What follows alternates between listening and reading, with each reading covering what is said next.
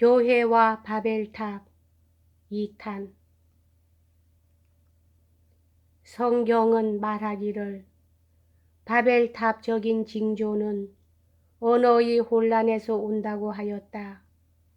이 언어의 혼란 상태란 집권자의 음성을 국민이 들으려고 하지 않으며 국민의 솔직한 음성을 또한 집권자가 들으려 하지 않는 상태인 것이다.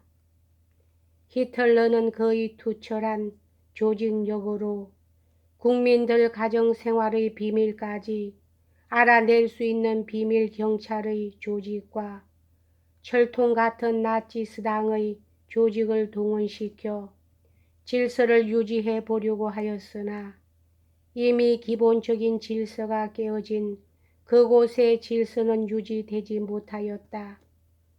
그러므로 시간의 차이는 있으나 바벨탑은 결국은 무너지고 마는 것이다. 다음으로 우리가 깊이 생각하여야 할 것은 종교, 특히 기독교회마저도 바벨탑적인 위기를 품고 있다는 점에서는 마찬가지라는 사실이다. 역사가 토인비의 서양 문명의 좌절은 교회 전쟁에서 시작되었다고 한 논정은 옳은 것이다. 19세기의 특징을 하나님의 상실이라면 20세기의 특징은 인간의 자기 상실로서 대표할 수 있을 것이다. 그리하여 현대인은 걷잡을 수 없는 혼란 상태에서 살고 있으나 이와 같은 모든 책임을 기독교인은 아쉽게 무신론자나 세속주의에 넘기며 이것을 해결하는 길은 오직 기독교 문명의 재건이라고들 망상하기 쉽다. 그러나 이 책임은 그들에게만 있는 것이 아니라 광신적인 종교에도 있다는 것을 알아야 한다. 생각하면 교권을 둘러싸고 전통과 이단의 투쟁이 얼마나 많은 혼란을 이 땅 위에 가져왔는가.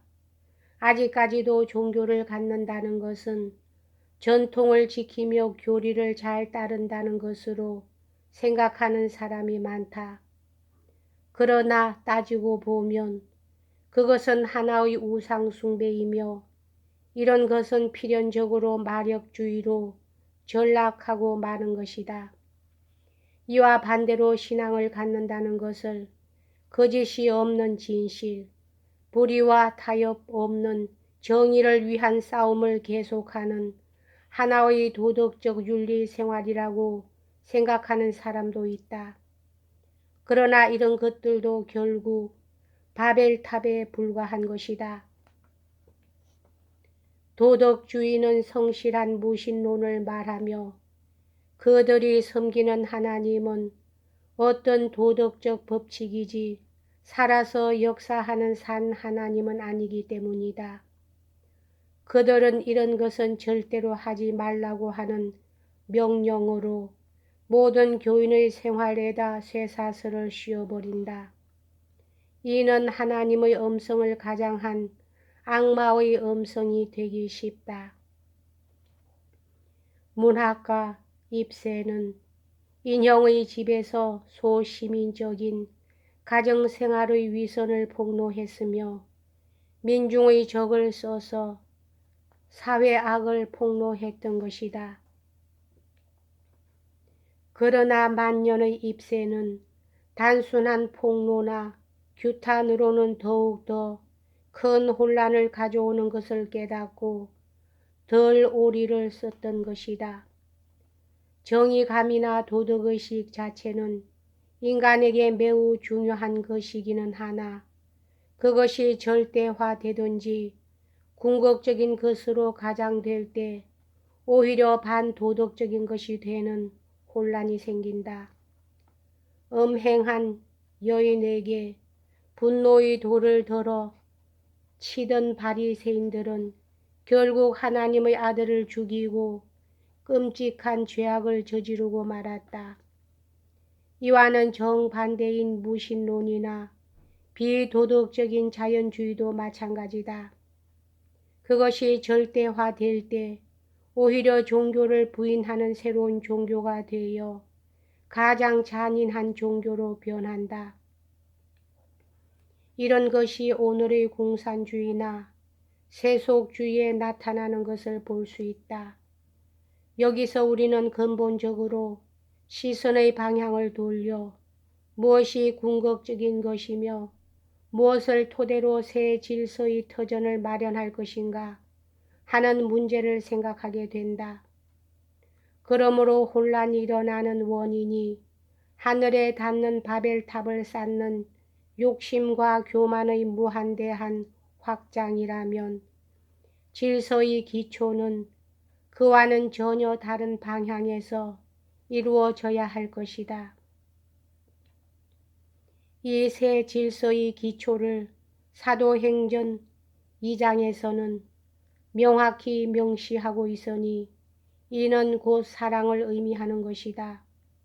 여기에서 말하는 사랑이란 감상적인 감정이 아니라 인격적이며 사회적인 관계를 말하며 이는 곧 바벨탑과는 전혀 다른 차원인 골고다의 언덕으로 우리의 마음을 겸손히 향하게 하는 새 정신이다.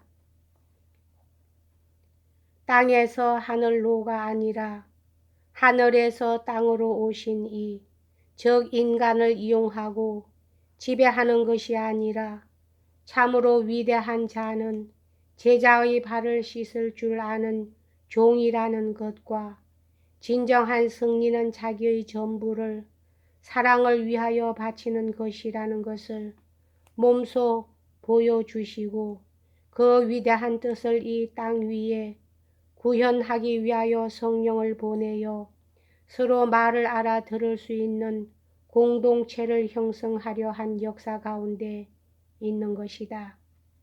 이는 곧 오순절이요 새 질서의 터전인 것이다.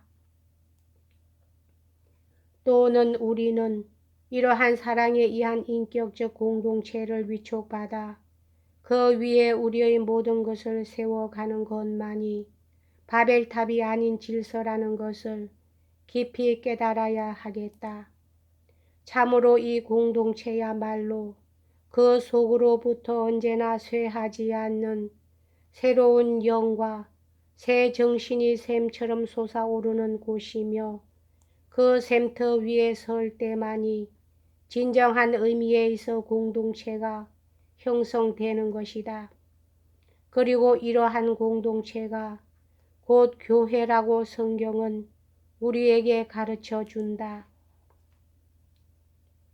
이러한 점에서 생각할 때 한국에 있어서 진정한 의미로서의 교회가 형성되어 있는가 하는 것을 반문하지 않을 수 없다.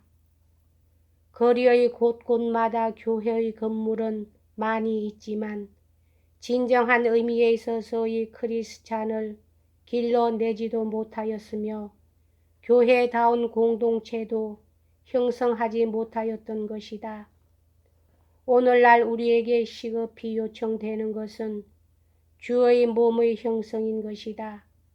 그러나 이와 같은 주의 몸인 새 공동체를 소위 양심적인 크리스찬에 의해 형성할 수 있다고 기대하는 때 다시 새로운 바벨탑을 쌓는 결과가 될 것이다. 이것은 오직 위에서 오시는 힘, 즉 성령의 역사에 의해서만 가능하다. 이것을 믿는 사람들의 모임이 교회다. 위에서 오는 힘에 의해서만 가능하다는 것을 믿는다는 것은 곧 자기의 유한성을 믿는 것을 의미한다. 또 그것은 곧 겸손을 의미한다. 교회의 참 위대한 힘은 자기의 유한성을 알고 자기들이나 자기를 집단의 소산인 교리나 제도나 조직을 절대화하지 않는 열린 자세에 있다. 그러나 이와 같이 열린 자세는 소극적이거나 무책임한 도피를 의미하지는 않는다.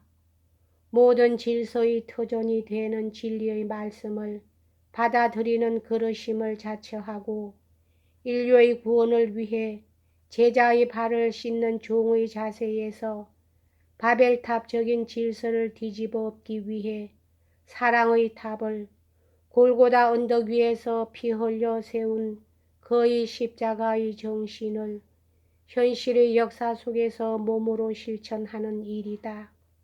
다시 말하면 종의 모습을 가진 그의 종임을 자처하기에 모든 사람을 위해 봉사하는 것을 천직으로 아는 정치가, 교육가, 사회운동가가 되는 것을 의미한다.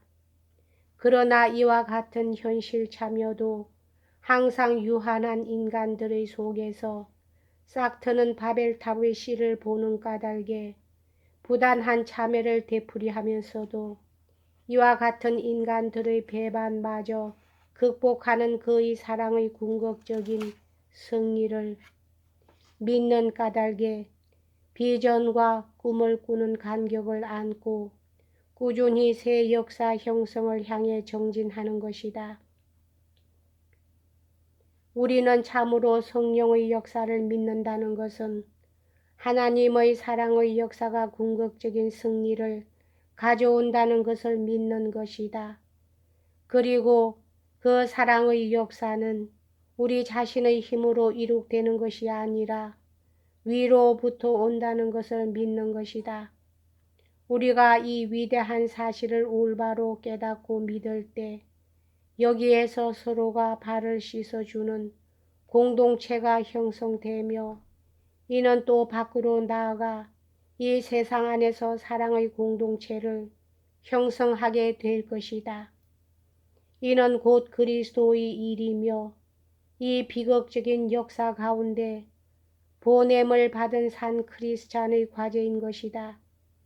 이 뜻을 토대로 한 새 사상, 새 정신, 그리고 산 체험이 우리 안에서 계속하여 일어날 때 오늘의 모든 혼란을 새로운 질서로 변질시켜가는 새 역사가 전개될 것이다. 여기까지 하겠습니다.